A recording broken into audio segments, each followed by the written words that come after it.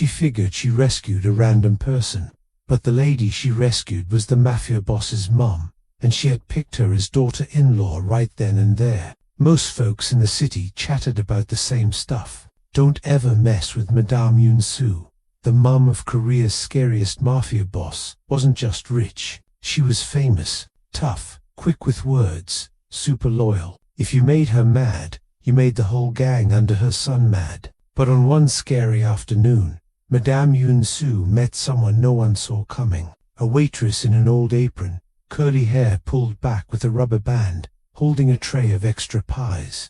And that's the girl who saved her life. The city streets were jammed like always, horns blowing, hot air, dirt everywhere. Madame Yun-Su's black car waited at the light, windows open. She was coming back from the temple where she went to see her dead husband each month. Her driver, Mr. Kang, got out to look at the road. For a quick second, she was by herself. And that's when it went down. A truck zoomed down the hill, brakes squeaking, horn honking loud. Everyone yelled, but Madame Yun-Su didn't see it soon enough. The truck was going right at her open door. And then a flash, a yell, a hand yanking her hard out of the car. They both fell onto the sidewalk. Pain shot through her hip. A tray banged on the ground. Pies rolled all over. Madame Yun-Su breathed hard, shaking. What?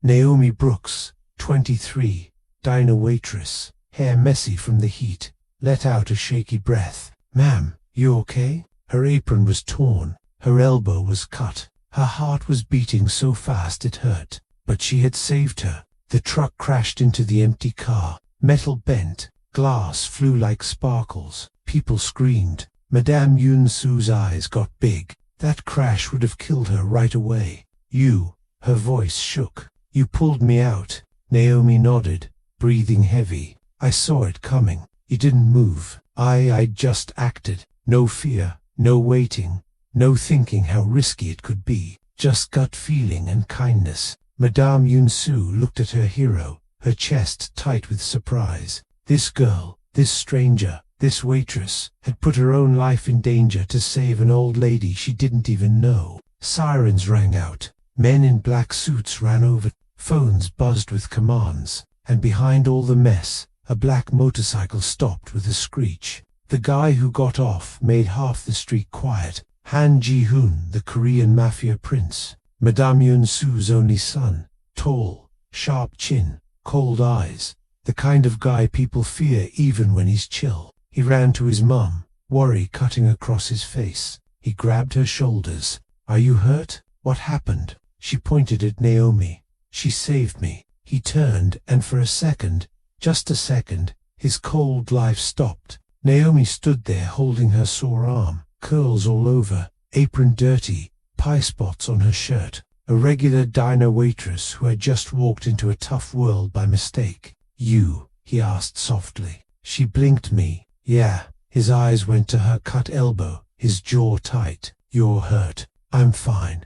"You're bleeding." "It's just a scratch." People were looking, whispering. The Mafia prince, talking nice to a waitress. Hard to believe. But Ji-hun didn't care. He took Naomi's wrist softly, like she was something special, and checked the cut. "Get her cleaned up," he told one of his guys. Naomi pulled her hand back. "No, I'm fine. Really, I need to go back to work." "Work?" He blinked at her like she'd said she needed to go climb the moon. "You just saved my mother's life. You're not going back to that diner." Naomi tried to laugh. "Sir, someone's got to serve tables." Madame Yun-Su let out a breathy, emotional laugh of disbelief. "Ji-hyun," she whispered to her son. "She reminds me of someone." He frowned. "Who?" His mother didn't answer. She was staring at Naomi with a softness nobody had seen in years. Emergency teams were clearing the road. Mafia men were guarding the scene.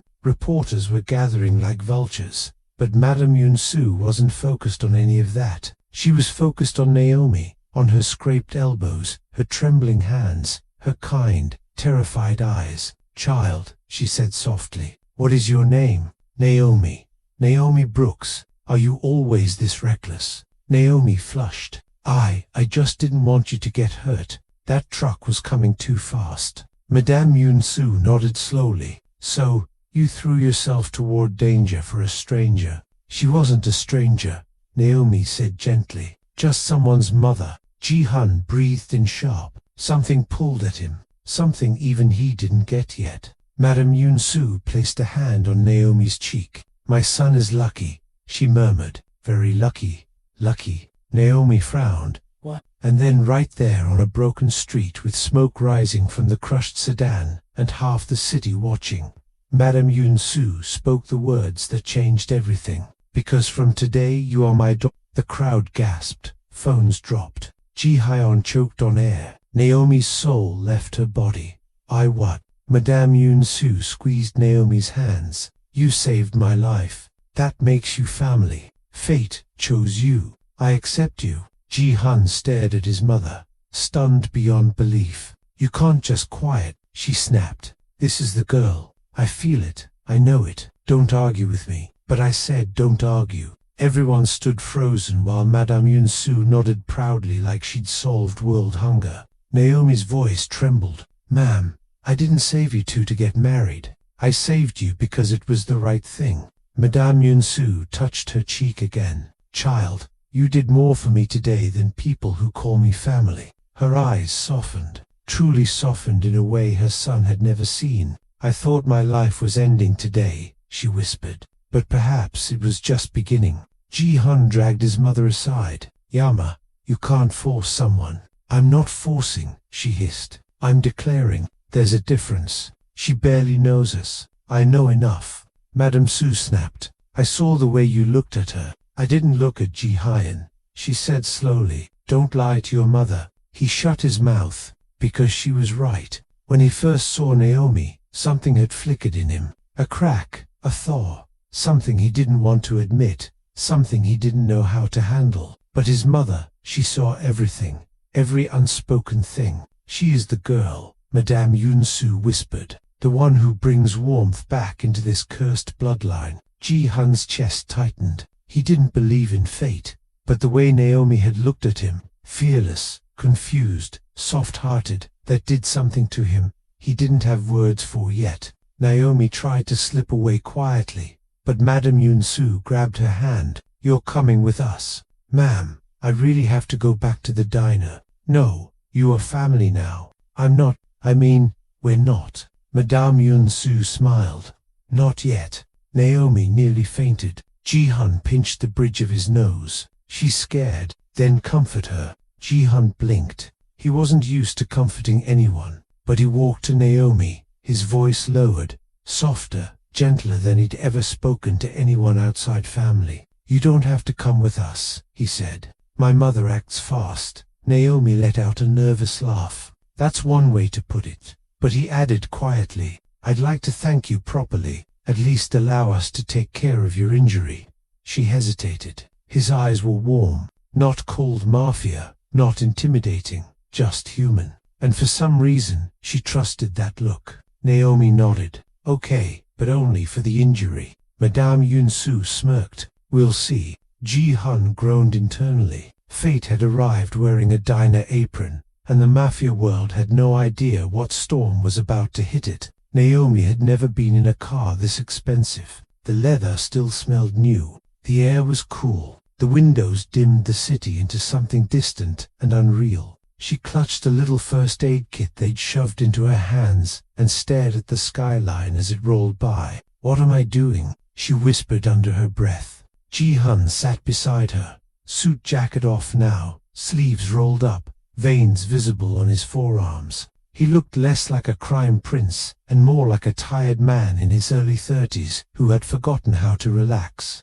Madame Yunsu sat in front, refusing to let anyone else take the passenger seat. She kept turning round to check on Naomi like an overexcited ant. You're pale, she said. Are you hurt anywhere else? Back, neck, head? I'm okay, ma'am, Naomi replied. Just a scrape. Yayama Ji-hun sighed. You're more injured than she is, and you're interrogating her because she matters. Madame Yunsu shot back. You can handle pain. She shouldn't have to. She said it like it was a fact, like Naomi already belonged to her. Naomi hugged the kit tighter. Really, I'm fine. she repeated. I'll just patch this up and you will eat. Madame Yunsu cut in. At our house, Naomi jolted. House. Ji-hun met her eyes. You don't have to stay long, just until you're comfortable. Comfortable? She didn't even know what that meant anymore. The car turned off the main road and climbed a long hill lined with tall hedges and stone walls. At the top, iron gates opened with a quiet mechanical hum, revealing a sprawling estate. Not a house, not a mansion, a world. Traditional Korean tiles blended with modern glass. Lanterns hung beneath wooden beams. A courtyard opened around a central tree older than any building on the block. Men in suits moved quietly near the entrance, bowing as the car rolled in. Naomi's throat went dry. This is where you live? She asked. Yes, Madame Su replied proudly. You will get used to it. Ji-hun coughed. Yama. She ignored him. The moment Naomi stepped out of the car, the air changed. Men paused. Their eyes flicked to her, curious, cautious, a little confused. She didn't fit here in her scuffed sneakers, ripped apron, and scraped elbow. Good, she hadn't come to fit. She'd come to leave as soon as she could politely escape. Don't stare, Ji-hun said calmly to his men. She's a guest. The way he said guest sounded heavier, like it meant more. The men bowed their heads and turned away. You command them like that, Naomi whispered. They work for me, he said simply. And who do you work for? He paused. For the first time, the answer felt complicated. Family, he replied eventually. She held his gaze for a second longer than she should have. Then a woman in her 50s, hair tied neatly, approached and bowed. Madam, young master, welcome back. Mrs. Park. Madame Yunsu smiled. This is Naomi. She saved my life. Treat her as if she's blood. Better than blood. Naomi nearly dropped the first aid kit. Mrs. Park's eyes widened a fraction, then softened. Of course, she said. Come inside, Miss Naomi. Just Naomi, she replied weakly. Inside, everything had the quiet polish of money that had been there a long time. Family portraits, vases, carved wood, the kind of home built on generations and guarded by secrets. They led her to a small sitting room overlooking the courtyard. Sliding doors, low table, cushions. It should have been intimidating. It wasn't because someone had left a half-finished embroidery hoop on the side table, a blanket folded imperfectly on the chair, and an open book face down on the cushion. This space was lived in. Sit, Madame Yunsu said, easing herself down with a wince. Gee, high under kit. He reached for Naomi's elbow, gently, turning her arm toward the light. This might sting, he murmured, her breath caught. Honestly, I've burned myself on fryer oil worse than this. He gave the smallest smile. Then he cleaned the wound with precise, gentle movements. Hands that had probably broken bones now tended to a scraped elbow, like it was the most delicate thing in the room. Madame Yunsu watched them, her son, who rarely let anyone close. This girl who walked into death for a stranger. Her mind was already made up. Where is your family, Naomi? She asked. Naomi glanced up, a little startled by the softness in her tone. My mum works double shifts, she said. My little brother, Darius, he's trying to get his life together. We don't have a lot, but we have each other. And your father, gone, she said simply. Long time ago. Madame Yunsu's eyes flickered with understanding. My husband is gone, too, she said quietly. Men leave through death or choice, but we women stay and hold what's left. Naomi looked at her differently then, not as just the fearsome Mafia queen, but as a woman who had lost and kept walking. Anyway, after bandaging her elbow, Mrs. Park brought out food so quickly. Naomi wondered if they'd had a feast on standby. Kimchi, japchae, grilled fish, rice, steaming soup, little plates of side dishes that were almost too pretty to touch. Naomi's eyes widened. I can't eat all this, she protested. You won't, Madame Yunsu said. We will. Ji-hun sat opposite her. This time, there was no chaos, no accident, no crowd.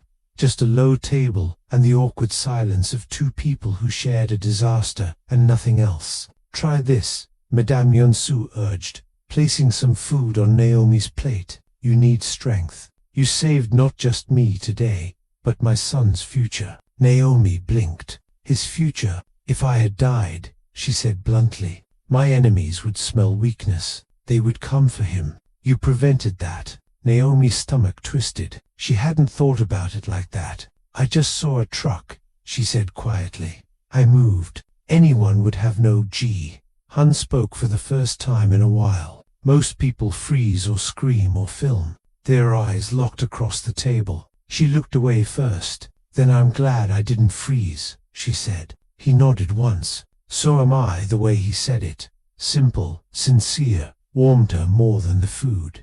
After they ate, Madame Yunsu insisted on walking Naomi to the front hall. You will come back, she said. Not a question, a statement. I need to properly thank your mother and brother. That's not necessary. It is. Her voice softened. I want to see the people who raised the woman who saved my life. Naomi's chest tightened. It had been a long time since anyone spoke about her family with that kind of respect. Okay, she said quietly. We'll come. Good. Madame Yunsu smiled in a way that made her look 10 years younger. Then we can begin planning the wedding. Naomi nearly choked. Wedding Ji-hun, who just walked up behind them, almost dropped his keys. Yamama. Madame Yunsu waved a hand. I'm old, she said. I don't have time to waste. I know what I saw. You two have threads tied already. Naomi held up both hands. Ma'am, your son and I, we literally just met, and he has never looked at anyone the way he looked at you when he stood in the road. She said, don't argue with my instincts. They are never wrong. Ji-hun muttered something in Korean that sounded suspiciously like a curse. Naomi's heart was beating too fast, but under the embarrassment, she couldn't lie. There was something between them. She just didn't know what to call it yet. Back at the diner, the fluorescent lights buzzed like nothing had changed. Her manager glared as she rushed in. You took forever. You okay? Long story, she sighed. Very long story. She tied her apron back on, grabbed her order pad, and snapped into rhythm. But her mind was far from the greasy grills and chipped mugs. It was in a quiet room with a low table and a woman who'd called her daughter. It was in the way a mafia boss had held her arm like it might break. It was in the moment she'd heard him almost panic when he thought she was hurt. Darius was waiting for her after close, leaning against the lamppost outside. You good? He asked, looking her up and down. Physically, yeah, she said. Mentally, we'll see. He squinted. You look like someone who just got proposed to and doesn't know it yet. She froze. Why would you say that? Because there's a guy behind you who looks like he'd burn the city if you cross the street without looking. She turned. Across the road, leaning against a black car, was Ji-hun. He wasn't in a suit now. Just dark jeans, a plain shirt, and a stare that saw straight through excuses. He crossed the street. Naomi, he said with a small nod. Then he looked at Darius. You must be her brother. Darius puffed his chest a little. Yeah, who's asking? Han Ji-hun. Darius's bravado shrank just a bit. The Hon like the Hon. Naomi groaned. Can we not do this right now? Ji-hun almost smiled. I came to make sure you got home safe, Yama. He said the men involved in the truck. They might not like what happened today. Naomi's stomach sank. You mean they could come after you or your mum? Or you, he said quietly. Darius stepped in front of her. Absolutely not, he said. Nobody's touching her. Ji-hun's gaze flicked between them. Good, he said. Then you understand why it might be safer if you stayed at our estate for a while, Naomi. Her eyes widened. What? It's temporary, he said. Until I deal with whoever tried to stage that accident. She swallowed. He was right. She hated that he was right. But moving into a mafia house wasn't exactly on her life plan between double shifts and overdue rent. I can't just leave everything, she said. My job, I'll compensate your manager, he replied. My mum, she can visit you, he said, or I'll send a car for her. My life, Ji-hun, she said, voice shaking. I can't just pack it into a bag and move into your world. He stepped closer, not too close, but close enough that she could see the tired lines under his eyes. You already stepped into my world when you pulled my mother out of that car, he said. I'm just asking you to let me make sure you survive it. That hit harder than anything else. She exhaled slowly. Darius, she asked. He looked at her, then at Ji-hun, then at his sister again. You trust him? Darius asked quietly. She thought about the alley, the truck, the way he'd bandaged her elbow, the way his mother had looked at her like she'd been waiting her whole life to meet her. I don't know him, she said honestly, but I don't feel unsafe around him. That was enough for Darius. Fine, he said, but if anything happens to her, I'm coming for you. Ji-hun's expression flickered with a ghost of amusement. I believe you, he said. 2 days later, Naomi stood in front of the Han estate with a single duffel bag and a racing heart. She hadn't brought much, a few clothes, her worn-out hoodie, a small framed picture of her, her mum, and Darius crammed into a photo booth, laughing with their eyes squeezed shut. She felt like an imposter. This place was marble floors and ancient trees and quiet money. She was chipped nail polish and discount sneakers. Mrs. Park greeted her at the door like she'd been expecting her all her life. Welcome home, Naomi. Home. The words stabbed and soothed at the same time. Inside, Madame Yonsu was waiting in the sitting room, dressed in a soft hanbok this time, hair down for once, looking almost gentle. You came, she said, eyes shining. I said I would, and you kept your word. She nodded approvingly. Good. I like that. Naomi glanced around nervously. I'm only staying until it's safe, she said. I don't want to be a burden. You are not a burden, Madame Yunsu said firmly. You are an answer. Answer to what? She whispered. To a prayer I stopped saying a long time ago. Before Naomi could respond, Ji-hun appeared in the doorway. He didn't look like a mafia boss right now, just a man who had been pacing and finally found relief. You're here, he said. You sound surprised. I'm grateful, he admitted. Their eyes met. Something quiet passed between them. Unfinished, unnamed, but undeniably there. That night, Naomi lay in a guest room that was bigger than her entire apartment. Soft bed, clean sheets, a view of the courtyard tree. She couldn't sleep.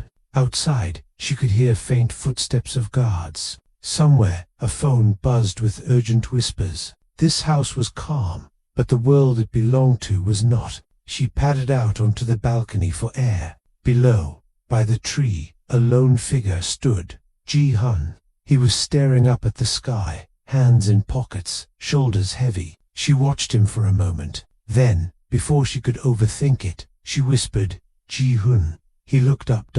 She expected him to tell her to go back inside. Instead, he said, can't sleep. New pillow. She shrugged. It feels like it's judging me. He huffed a soft laugh. Come down, he said. The tree doesn't judge.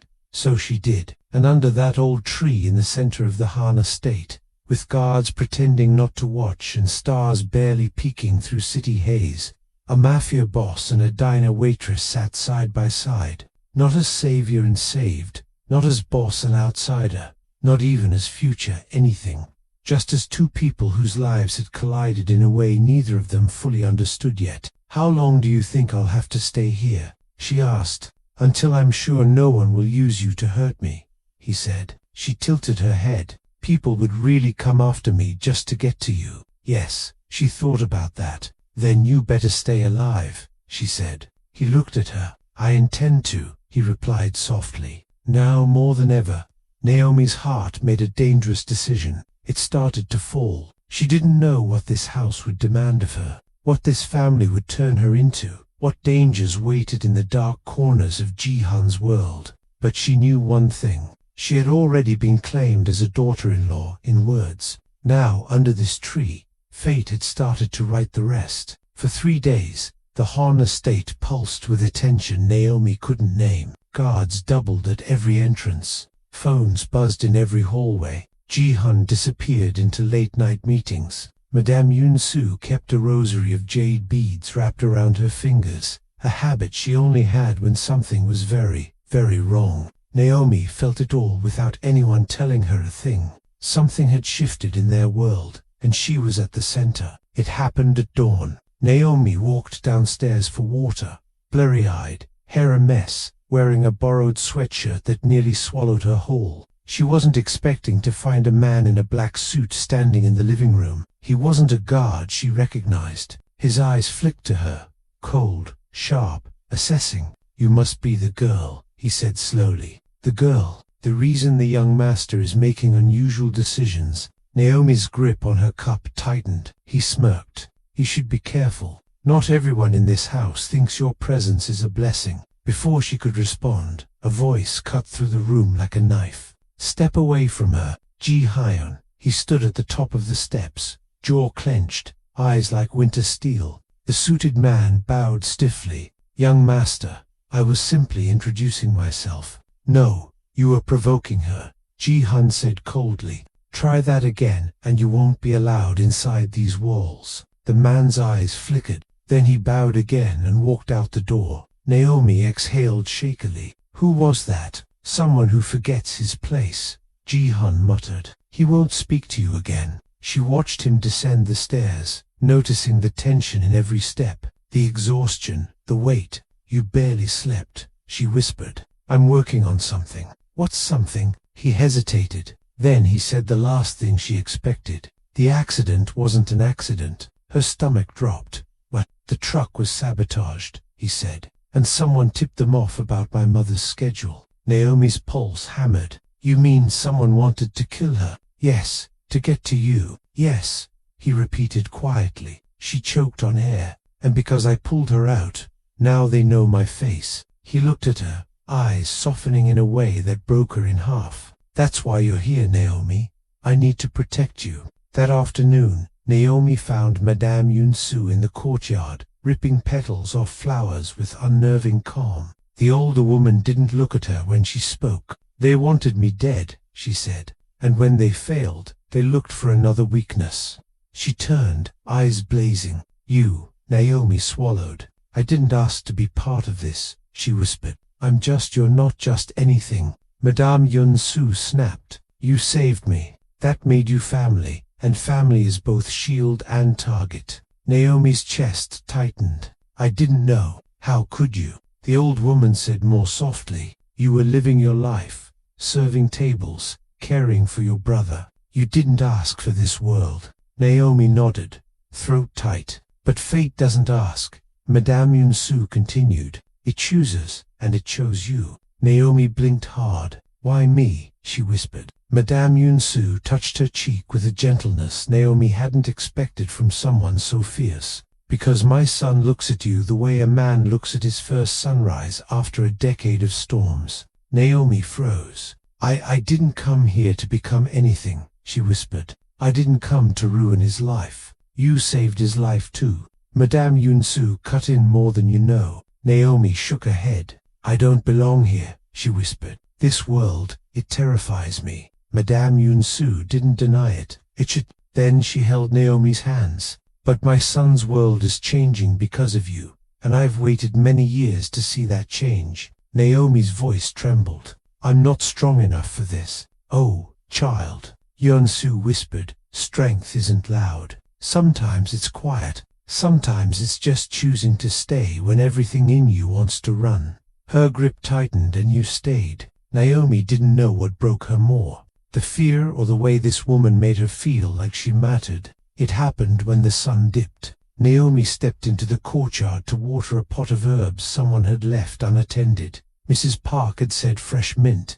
Made Ji-hyun smile. Naomi didn't know why she cared, but she did. As she bent to water the plant, she heard a hiss, click, something metallic hitting stone. Naomi froze. A little black device rolled to a stop inches from her hand. Not a grenade, not a bomb, a tracker. Someone had thrown a tracker into the estate. But at that moment, before she could scream for help, a gloved hand grabbed her shoulder. She gasped, and immediately a figure yanked her backward. A shadow, tall, masked, moving fast. His arm locked around her waist. Before he could drag her farther, a gunshot cracked the air.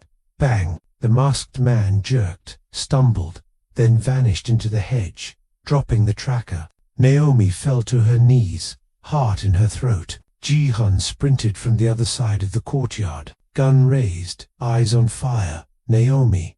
He slid beside her, hands flying to her shoulders. Did he touch you? Did he hurt you? Naomi, look at me. I think he tried to grab me, she gasped, shaking uncontrollably. Ji-hun's face hardened into something she had only seen in nightmares. Pure, controlled rage. Rage at himself. Rage at the world. Rage at whoever dared come near her. He pulled her into his chest without hesitation. It wasn't romantic. It wasn't careful. It was instinct. Raw. Desperate. You're safe, he murmured over and over. I've got you. I'm here. She clung to him, fingers gripping his shirt, breath shaking violently. Guards surrounded them. Madame Yunsu rushed out, eyes wide. What happened? What? Ji-hun spoke through clenched teeth. Someone tried to take her. The mother's expression changed like a storm overtaking a sky. Over my dead body. She crouched beside Naomi, cupping her face. Child, look at me. Naomi did. Yunsu's voice softened dangerously. They thought they could use you against us. They thought you were weak. Her eyes burned like fire. They were wrong. Naomi trembled harder. Why won't they leave me alone? She whispered. Ji-hun's arms tightened around her. Because you're important to me, he said before he could stop himself. Silence exploded between them. Naomi's breath hitched. Madame Yunsu's eyebrows rose, but she smiled fiercely. There it is, she murmured. Finally, Ji-hun helped Naomi to her feet, guiding her inside with a hand on her back. I'm taking you somewhere safer, he said. This house isn't safe, she whispered weakly. It is, he said. But you're not sleeping alone tonight, she stumbled. What? I'll stay outside your door, he said quickly. I won't enter. I'll just make sure nothing gets within 10 feet of you. But that's necessary, he said. His tone wasn't the cold Mafia command she'd heard before. It was fear. Real fear. Fear of losing her. Madame Yunsu placed a hand on her son's arm. Ji-hun, she said gently. You can't protect her like this forever. I will protect her any way I must. You can't fight a whole generation of enemies alone. He glared. Watch me. Naomi stepped between them. Her voice was soft, but it held something new. Courage born from necessity. Ji-hin, she whispered. You can't destroy your life, because I got pulled into it. It didn't get pulled into it, he said sharply. You were targeted because of me, and I'm still here, she replied quietly. He froze. I'm still here, she repeated, and I'm not running away. Ji-hun's jaw clenched, throat tightening. He'd heard gunshots without blinking. He'd faced rivals without flinching. He'd lost men, fought wars, buried friends. But this, a girl from a diner, looking him in the eye and saying she wouldn't leave him, it made him feel something he didn't have a name for. He reached for her hand, not forcefully, not possessively, just gently, as if she was something he just realized he was allowed to want. Naomi let him hold it. Madame Yunsu watched them with a satisfaction so deep it softened every wrinkle on her face. I knew it, she whispered. I knew fate brought her. Later that night, after the guards doubled and the doors were bolted, Ji-hun stood outside Naomi's room, leaning against the wall. He knew she couldn't hear him through the door, but he spoke anyway. You're not alone, he whispered. Inside, Naomi sat on the edge of the bed, hand pressed against her racing heart. She didn't know where this path was going, but she knew this. She was no longer the girl who served coffee and pie to strangers. She was now the girl a Mafia family would kill to protect. The girl someone tried to abduct. The girl fate had chosen for something bigger. The girl who was becoming slowly, quietly, part of the life of a man who carried the whole city on his shoulders. And tonight, she realized something she had been too scared to admit. She didn't want to disappear from his world. She wanted to stay, even if it terrified her. The Han estate didn't sleep for the next 48 hours. Calls flew across time zones. Deals were threatened. Promises were broken. And through it all, one truth settled over the house like storm clouds. Whoever went after Naomi had declared war, not just on the Hans, on whatever softer future they were trying to build. Ji-hun sat at the long conference table in the underground room. No windows, just cold lights and colder faces. The same man who'd called Naomi the girl now stood on the opposite side, hands bound behind his back, lip bleeding where somebody had hit him. "You went too far," Jihan said, voice flat. The man scoffed. "She's just some waitress." "No," Jihan replied. "She is my mother's savior, and under this roof, that makes her untouchable." Another scoffed. "You've gone soft," the man sneered, "over some girl from a diner. The whole city's watching Jihan. You're supposed to be untouchable, but now everybody knows one. Nobody can make you bleed." Jihan's expression didn't change. "Everybody already knew I bleed," he said. "They just thought they could use it. That's their mistake." The man leaned forward. "You care about her," he said. "They'll use that again and again until someone gets to her first." Jihan's jaw tightened. "I'm aware," he said. "Then let me fix it," the man said. "Let me clean the mess. One bullet, one night, problem solved. No waitress, no weakness." He said it casual, like he was talking about taking out the trash. The room went dead silent. Jihan didn't raise his voice. He didn't have to. "Repeat that," he said quietly. "I want you to hear yourself." The man swallowed. He'd gone too far. Jihan stood. "You think caring makes me weak," he said. "You think loyalty is a liability. You think the only way to survive is to cut away anything that looks like light." He stepped closer, eyes calm, too calm. "But here's something you never understood," he continued. "Men who fear loss are dangerous. Men who never had anything to lose. They're reckless. Men like me who finally found one thing they refused to lose."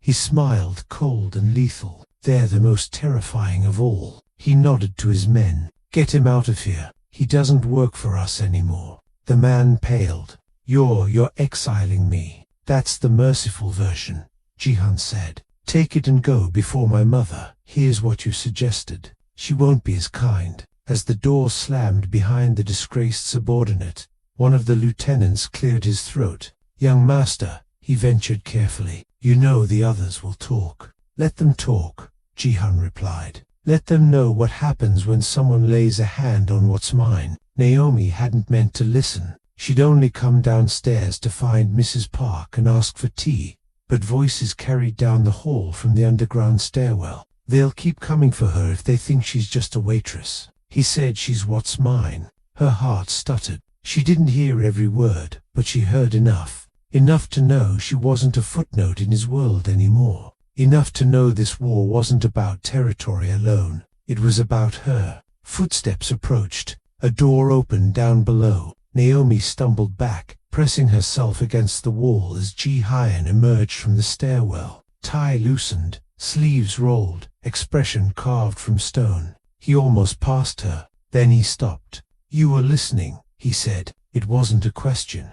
She swallowed. "Not on purpose," she said. "Your walls aren't exactly soundproof." He exhaled slowly. "I didn't want you to hear it like that." "Hear what?" she whispered. "That someone suggested killing me." The word tasted wrong in her mouth. His eyes darkened. "Yes," he said, "and that I made it very clear what happens to anyone who tries." She studied him. "You called me what's mine," she said softly. Silence stretched between them. He could have denied it, could have brushed it off as strategy, could have hidden behind the role he played for everyone else. He didn't. "Yes," he said. Her stomach flipped. "Am I?" she whispered. His jaw flexed once. "Do you want to be?" he asked quietly. There it was. No mafia, no mother, no enemies. Just a man asking a woman a question he never thought he'd ask. Trembling, she stepped closer. "You terrify me," she admitted. "I know," he said. "You drag danger wherever you go.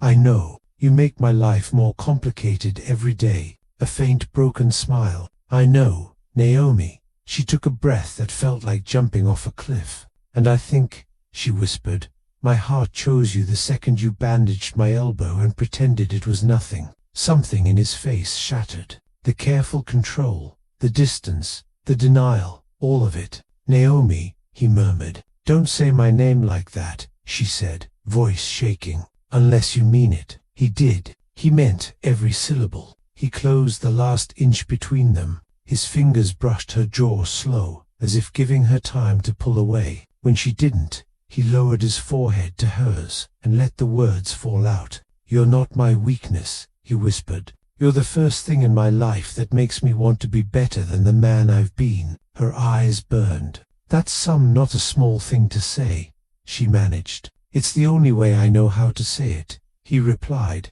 She laughed through a tear. "You're very bad at normal romance. You know, I wasn't trained for normal anything," he said. Then he kissed her. It wasn't the desperate clutch from the courtyard. It wasn't a stolen moment. It was a promise. Slow, intentional, unhurried. The kind of kiss that didn't ask for anything except truth. When they finally pulled apart, they were both breathing hard. "Does this make things more dangerous?" she asked. "Definitely," he said. She swallowed. "Then I guess we do it together." He smiled slow and disbelieving, like no one had ever offered to walk beside him before. "Together," he echoed. Of course, Madame Yun-Su didn't miss a thing. Later that evening, she summoned Naomi to the courtyard tree. "Sit," she said, patting the bench. Naomi sat, fingers twitching. "You had a choice," Madame Yun-Su began. "You could have left after the accident, after the first scare, after the second. Yet, you stayed." Naomi nodded slowly. "I thought about running," she admitted. "A lot."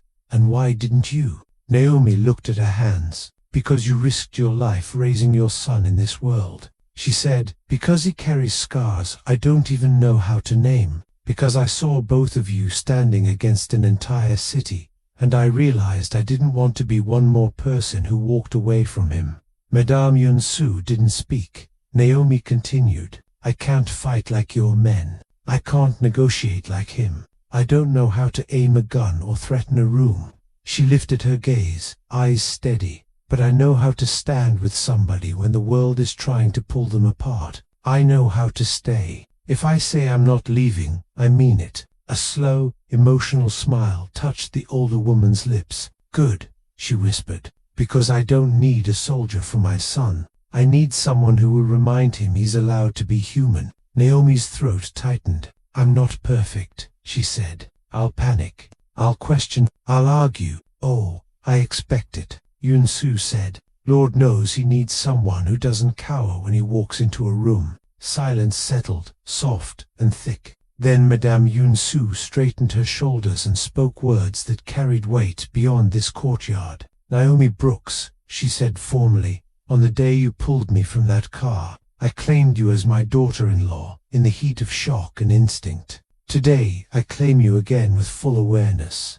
Naomi's breath caught. "This life is not easy," the older woman went on. "This family is not simple. But if you want it, if you want him, then I give you my blessing. Not because you saved my life, because you've changed my son's." Tears spilled before Naomi could stop them. I don't know what to say," she whispered. "Say you won't break his heart." "I won't," she said immediately. "Say you'll drag him out of darkness if he ever tries to sink back in." "I will." "Say you know this isn't a fairy tale. It's work, it's war, it's love in the middle of chaos." Naomi laughed through tears.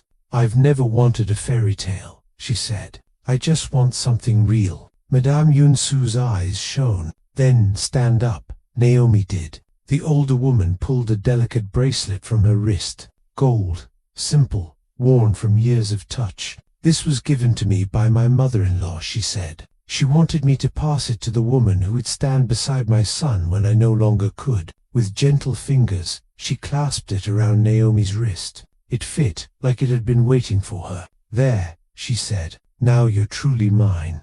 Naomi wiped her cheeks, laughing breathlessly. "I thought I was his," she said. "You're both," Yun-Su replied. "That's how this works. You didn't just marry a man, you marry his people, his burdens, his ghosts, but you also inherit his strength." Naomi looked down at the bracelet. It wasn't diamonds. It wasn't flashy. It was something better.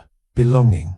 Months later, the city still whispered about the failed assassination. Some said the Hans had gone soft. Others said they'd become more dangerous than ever. Nobody touched Naomi. Not after what happened to the man who tried. Inside the estate gates, Life shifted into a new rhythm. Naomi spent mornings studying Korean with Mrs. Park, afternoons helping Madame Yunsu in the garden, evenings waiting for Gi-hun to come home from meetings, less bloody than they used to be. He changed slowly. He didn't step away from power overnight, but he started passing responsibilities, closing unnecessary conflicts, drawing harder lines about what he would and wouldn't allow. "Why?" Naomi asked him one night, as they sat beneath the courtyard tree. "Because I used to think my legacy was fear," he said. "Now I want it to be something else." "What?" He looked at her. "Survival with dignity," he said.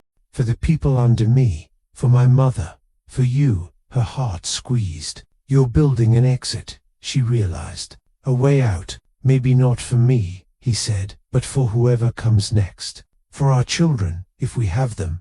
They shouldn't inherit war." The word "our" echoed between them. He didn't take it back. She didn't want him to. Exactly 1 year after Naomi pulled Madame Yunsu from the car, the Han estate celebrated quietly. No fireworks, no public displays, just a long table beneath the courtyard tree, 2 candles, warm food, 3 people who'd been stitched together by fate, accident, and choice. "This is not traditional Thanksgiving," Naomi teased, spooning rice into her bowl. "It is now," Yunsu declared. "The day my daughter-in-law saved me." Naomi flushed. "I'm not officially." "You will be," the older woman cut her off. "And if my son drags his feet, I will personally drag him to the altar." Ji-hun shook his head. "I was going to ask her," he muttered. "In my own time." Yunsu pointed her chopsticks at him. "Time's up." Naomi laughed, covering her face with her hands. "Can you two not argue about my theoretical wedding in front of me?" "Why theoretical?" Ji-hun asked quietly. She peeked through her fingers. He was looking at her with the same open, terrifying softness that made it impossible to breathe properly. "Naomi," he said, standing and moving to her side of the table, "my mother claimed you before I knew what was happening. The city sees you as mine. The enemies fear you because you're protected. But I don't want your life to be defined by war or obligation."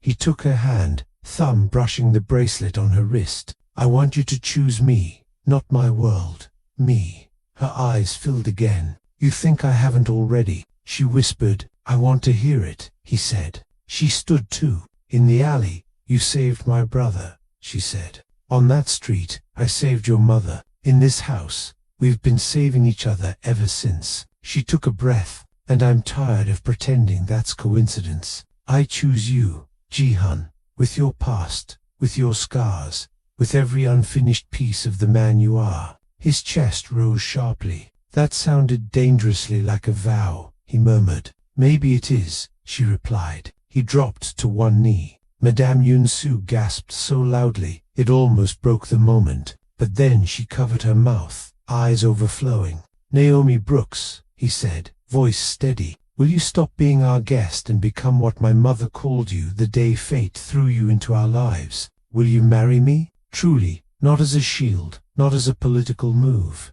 just as the woman I love." The world blurred. Naomi could hear her own heart pounding in her ears. "Only if you promise one thing," she whispered. "Anything. Promise me that no matter how dark things get, you will never shut me out," she said. "If I'm going to carry this life with you, I want all of it." His throat tightened. "I promise," he said, "on everything I have left."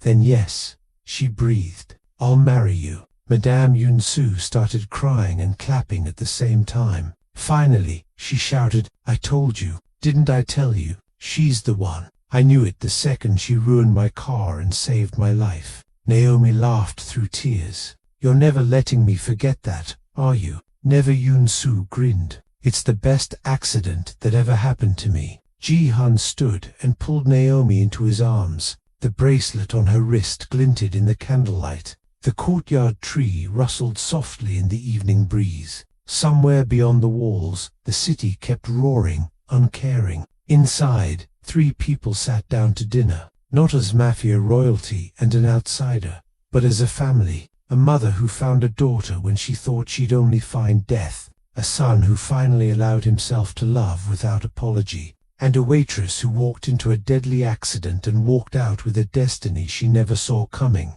She didn't just save a life that day in the road, she found her own.